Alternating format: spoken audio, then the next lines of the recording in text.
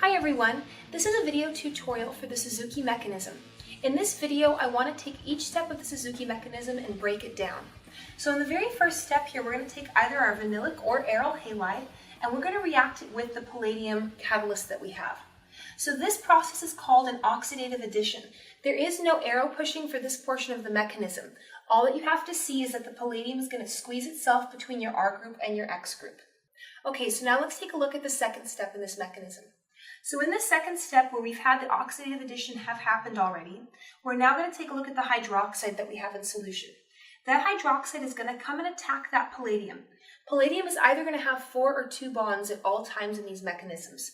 So when the hydroxide attacks, the palladium is going to need to get rid of a group. And the best group to get rid of would be your halide.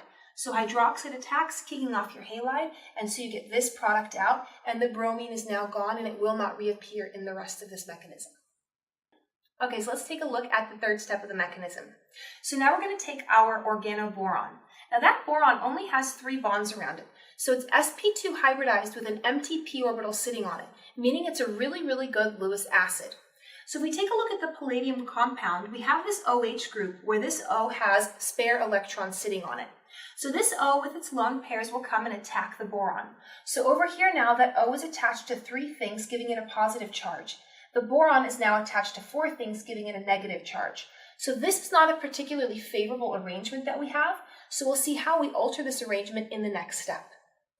Okay, so let's take a look at the fourth step where we see transmetallation occur. So transmetallation is when a carbon will switch to a metal that is closer in electronegativity to it. So if we take a look at our electronegativity values, carbon is at 2.5, boron is at 2.0, and palladium is at 2.4. So if we take a look at this over here, we'll see that the palladium here would be the group that the carbon would rather be attached to.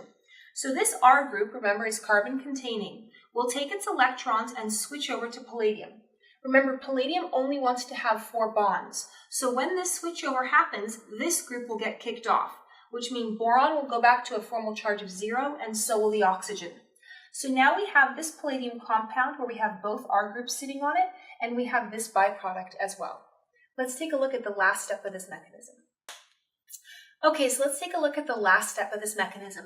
So over here we now have the both R group substituted palladium. And what's going to happen is something called reductive elimination. There are no arrow pushes for reductive elimination. You just have to know that that would be the last step.